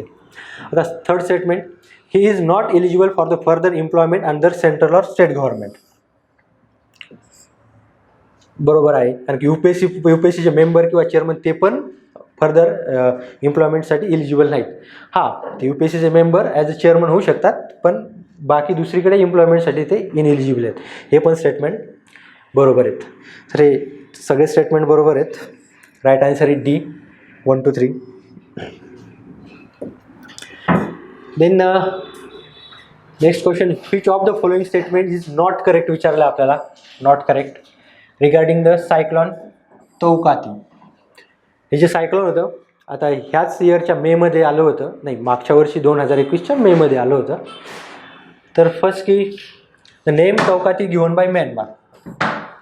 हे स्टेटमेंट बरोबर आहे, कारण की एक वर्ल्ड मेट्रोलॉजिकल ऑर्गनायझेशनच्या काही गाईडलाईन्स आहेत त्याच्यानुसार एक अरेबियन सी आणि बे ऑफ बंगाल आहेत, त्याच्या बॉर्डर्स जे 16 स्टेट आहेत तर ते अल्फाबेटिकली एक नेम देतात सायक्लोनला दरवर्षी. हे बरोबर आहे. हे म्यानमार मीच नाव दिलं. It made landfall in the Indian state of Gujarat. हे पण बरोबर आहे, म्हणजे इम्पॅक्ट सगळीकडे झाला होता पूर्ण वेस्टर्न कोस्टला, पण लँडफॉल हा गुजरातला झाला होता. हे पण बरोबर आहे. It originated in the Persian Gulf and move towards the western coast of India. तर हे रॉंग आहे. त्याचा जो ओरिजिन होता तो जो low pressure area of Arabian C.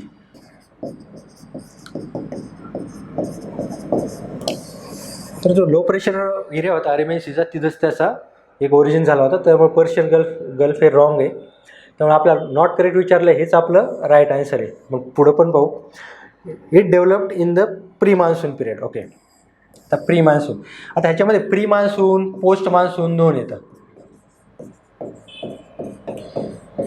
इंडियात सायक्लोन बऱ्यापैकी 2 वेळेस येतात. एक प्री मान्सून म्हणतो आपण, ते मान्सूनच्या अगोदर एक मे आणि जूनच्या वेळेस येतात ते. आणि हा सायक्लोन पण एक मेला चालू होतो, मे 2021.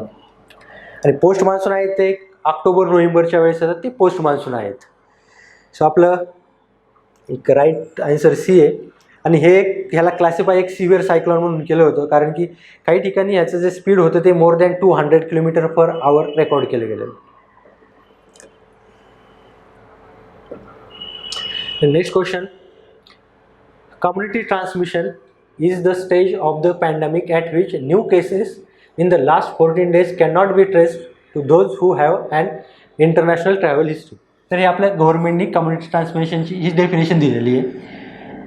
म्हणजे ज्यावेळी अशा तुम्हाला केसेस सापडतात की त्यांचा डायरेक्ट कॉन्टॅक्ट नाही आहे इन्फेक्टेड पर्सनशी किंवा जे पर्सन बाहेरच्या देशातून आले त्यांच्याशी, तर मग त्यावेळी असं समजलं जातं की ती कम्युनिटीमध्ये व्हायरस आता ट्रान्सफर झालेला आहे.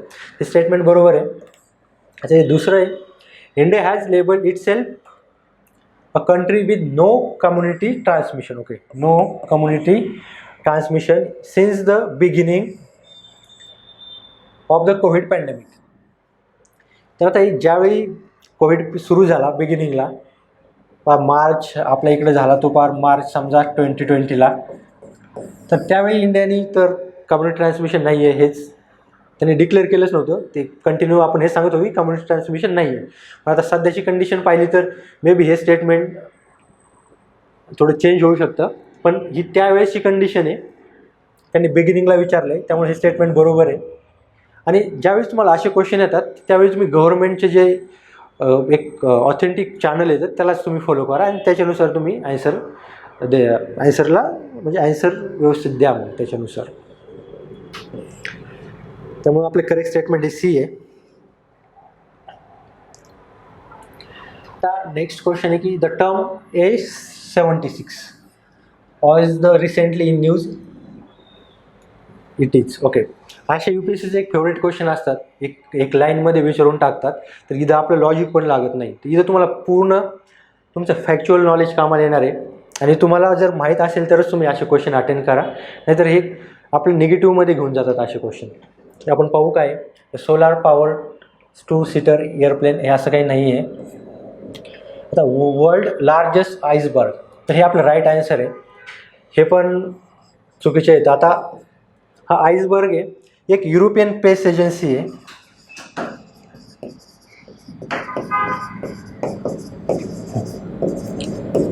त्यांनी हा शोधून काढला आहे हा आईसबर्ग, आणि हा आहे तो अंटार्क्टिका वेडेल सी आहे. तर तिथं हा आईसबर्ग आहे. तर सध्या तो इन फ्युचर तो डिटॅच होऊ शकतो आणि हा वर्ल्ड लार्जेस्ट ह्याच्यामुळे की सध्या त्याची साईज ही एक 4320 स्क्वेअर किलोमीटर आहे. तर हा वर्ल्डचा एक लार्जेस्ट आईसबर्ग आहे A76. So next question, which among the following committee is related to the personal data protection? हा पण पूर्ण तुम्हाला म्हटलं तसं एक पूर्ण फॅक्च्युअल क्वेश्चन आहे. तुम्हाला लॉजिक अशा क्वेश्चनमध्ये लावायचंच नाही कधी. नाही माहीत नसला तर पूर्ण तुम्ही याला स्किप करून द्या. तर आपल्याला माहिती आहे की रंगराजन कमिटी किंवा बिमल जालन ही पण आपली एक RBI रिलेटेड कमिटी होती. एक हे BN श्रीकृष्ण आपल्याला माहिती आहे की सध्या एक प्रायव्हसी वगैरे सगळ्या गोष्टी चालल्या, त्यामुळे ही खूप कमिटी चर्चेमध्ये. इव्हन त्यांनी एक बिल पण दिलेलं आहे, ते अजून पार्लमेंटने ॲक्सेप्ट केलेलं नाही आहे. BN श्रीकृष्ण कमिटी आहे.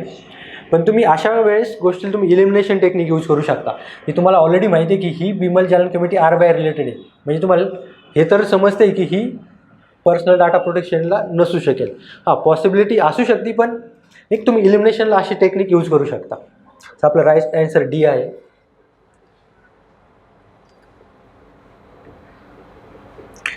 Next question, with reference to the MCA 21 consider the following statements.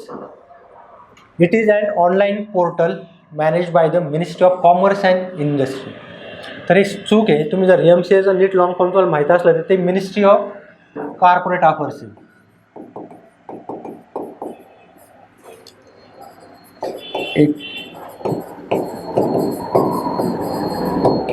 Ministry of corporate affairs आहे आणि त्या मिनिस्ट्री ऑफ कॉर्पोरेट अफेअर्स हा एक ई गव्हर्नमेंटचा हा एक प्रोजेक्ट आहे. म्हणजे आपण एक इनिशिएटिव्ह म्हणू शकतो. त्याच्या थ्रू त्यांना एक जे कॉर्पोरेट सगळ्या कंपन्या आहेत किंवा सिटिझन्स आहेत तर त्यांच्याशी त्या कनेक्ट होत आहेत.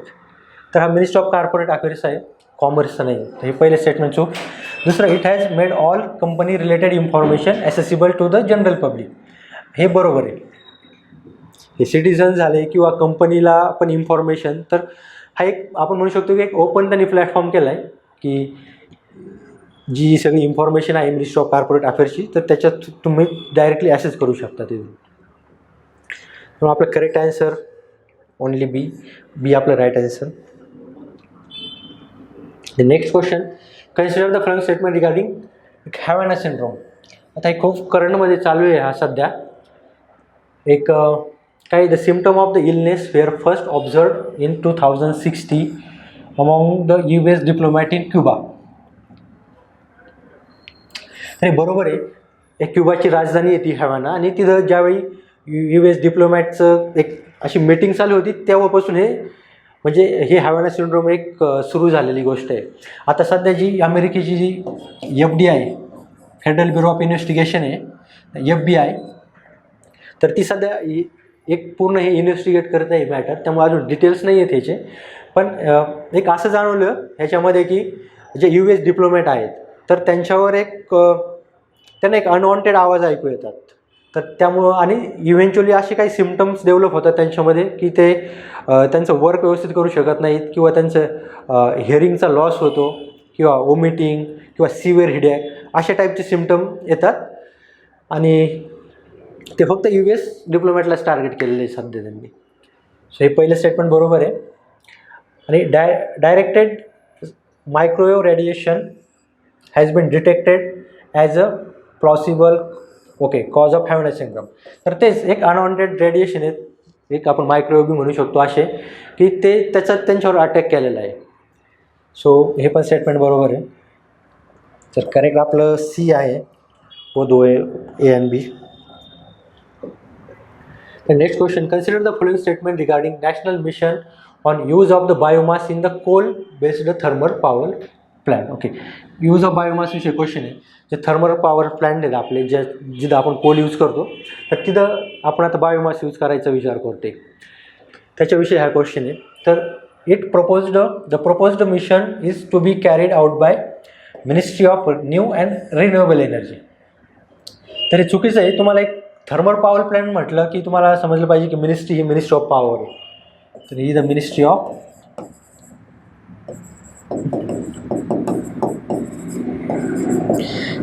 पॉवर आहे, ही नाही आहे. त्यामुळे हे फर्स्ट स्टेटमेंट चुकीचं आहे. Second, it will address the issue of the air pollution due to farm stubble burning. हे बरोबर आहे, एक जनरल स्टेटमेंट आहे. आणि ते आपल्याला जे बायोमास आहे जे की बर्न केलं जातं स्पेशली पंजाब किंवा अराउंड जे नॉर्दर्न स्टेट्स आहेत तिथं, तर त्यासाठी एक सोल्युशन आहे ही मिशन, बरोबर आहे. आणि it will help to increase the carbon footprint of the thermal power generation. तर हे इन्क्रीज दिलेलं आहे. हे तर कुणी एक बेसिक सेन्सने आपण म्हणू शकतो की आपण हे सगळं करतो आहे की जे कार्बन फुटप्रिंट आहेत बाबा ते डिक्रीज झाले पाहिजे. तर जे क्लायमेट चेंज, ग्लोबल वॉर्मिंग आहे, त्याच्यासाठी हे सगळ्या गोष्टी एक कमी करण्यासाठी आपलं टार्गेट चाललं आहे की कार्बन फुटप्रिंट कमी करणं. सो इन्क्रीज हे पूर्ण ॲब्सोल्युटली चुकीचं स्टेटमेंट आहे. त्यामुळं जे करेक्ट आन्सर आहे आपलं ओनली 2B आपलं राईट आन्सर आहे. Next, Ayush 64 was recently in news. What is? असे UPSC खूप क्वेश्चन विचारते जे न्यूजमध्ये असलेले. तर आयुष 64 आहे set of yoga practice to increase the oxygen level in patient, असं काही नाही आहे. किंवा एक poly herbal formulation use in the treatment of COVID-19 infection. तर हे बरोबर आहे. आपली जी आयुष मिनिस्ट्री आहे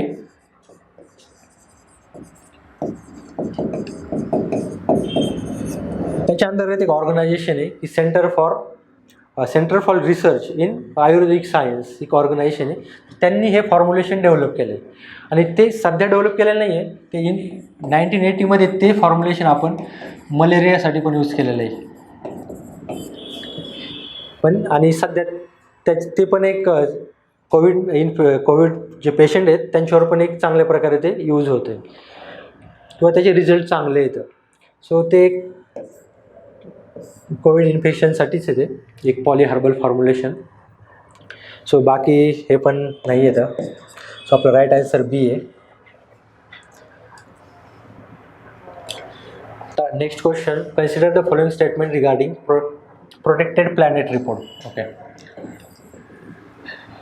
आता जनरली ज्यावेळी UPSC रिपोर्टवर क्वेश्चन विचारते तर आपल्याला ऑर्गनायझेशन महत्त्वाची आहे आणि त्या पण मेजर ऑर्गनायझेशन, युनायटेड नेशन आणि युनायटेड नेशन रिलेटेड. आणि ज्यावेळी कोणी एक मेजर किंवा फर्स्ट टाईम एक रिपोर्ट काढतं तर ते पण तुम्ही लक्षात ठेवा की UPSC त्याच्यावर डायरेक्ट क्वेश्चन विचारते. आता ह्याचं it is the collaborative effort of the United Nation Environmental Programme UNEP and IUCN.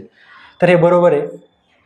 Actually हा जो रिपोर्ट आहे ह्याचा बेसिक पर्पज आहे जो आपला एक कन्व्हेन्शन ऑन बायोडायव्हर्सिटी ॲक्ट आहे, तर त्याची ॲक्च्युली आपण त्याच्यावर किती वर्क करतो आहे किंवा त्याचं एक असेसमेंट करण्यासाठी हा ते रिपोर्ट काढतात.